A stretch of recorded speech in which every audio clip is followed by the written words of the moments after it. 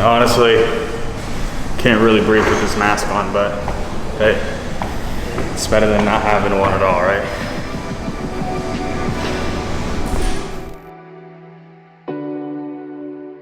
What do I want? The answer is I don't know. When Bodhidharma was asked, "Who are you?" which is another form of the same question, he said, "I don't know. Planting flowers to which the butterflies come." Bodhidharma says, "I know not." I don't know what I want. Well, when you don't know what you want, you've reached the state of desirelessness. When you really don't know. You see, there's a beginning stage of not knowing, and there's an ending stage of not knowing. In the beginning stage, you don't know what you want because you haven't thought about it, or you've only thought superficially. Then when somebody forces you to think about it and go through and say, "Yeah, I think I'd like this, I think I'd like that, I think I'd like the other," there's the middle stage. Then you get beyond that. Say, "Is that what I really want?" In the end you say, "No, I don't think that's it. I might be satisfied with it for a while, and I wouldn't turn my nose up at it, but it's not really what I want." Why don't you really know what you want? Two reasons that you don't really know what you want. Number one, you have it. Number two, you don't know yourself, because you never can. The Godhead is never an object of its own knowledge. Just as a knife doesn't cut itself, fire doesn't burn itself, light doesn't illumine itself. It's always an endless mystery to itself. I don't know. And this I don't know, uttered in the infinite interior of the Spirit, this I don't know is the same thing as I love, I let go, I don't try to force or control. It's the same thing as humility. And so the Upanishads say, if you think that you understand Brahman, you do not understand. And you have yet to be instructed further.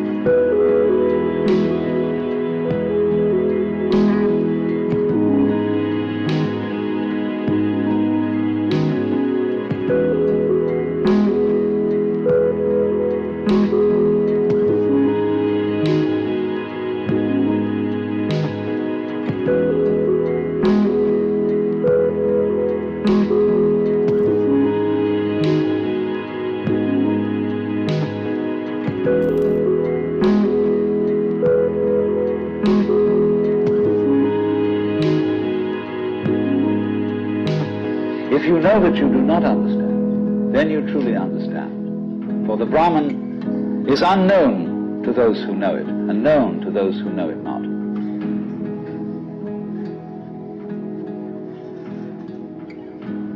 And the principle is that any time you, as it were, voluntarily let up control, in other words, cease to cling to yourself, you have an access of power.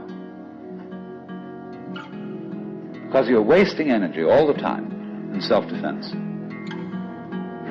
trying to manage things, trying to force things to conform to your will. The moment you stop doing that, that wasted energy is available. And therefore, you are, in that sense, having that energy available, you are one with the divine principle. You have the energy. When you're trying, however, to act as if you were God, that is to say, you don't trust anybody and you're the dictator and you have to keep everybody in line, you lose the divine energy. Because what you're doing is simply defending yourself.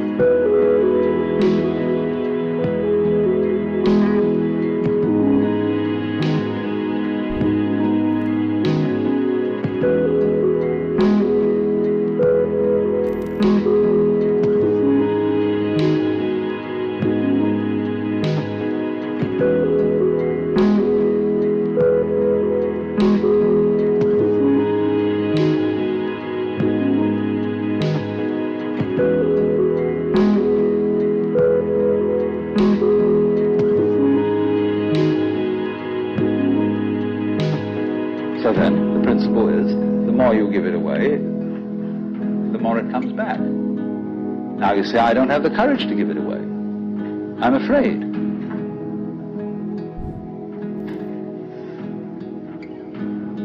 And you can only overcome that by realizing you better give it away because there's no way of holding on to it. The meaning of the fact, you see, that everything is dissolving constantly, that we're all falling apart, we're all in a process of constant death, and that the world we hope men set their hearts upon turns ashes, or it prospers, and like snow upon the desert's dusty face, lighting a little hour or two is gone, you know, all that Omar Khayyam jazz. You know, the cloud-capped towers, the gorgeous palaces, the great globe itself, I, all which it inherits, shall dissolve, and like this insubstantial pageant faded, leave not a rack behind. All falling apart. Everything is. That's the great assistance to you. See, that fact that everything is in decay is your helper. That is allowing you that you don't have to let go because there's nothing to hold on to. It's achieved for you, in other words, by the process of nature. So once you see that you just don't have a prayer, and it's all washed up, and that you will vanish and leave not a rack behind, and you really get with that, suddenly you find you have the power, this enormous access of energy.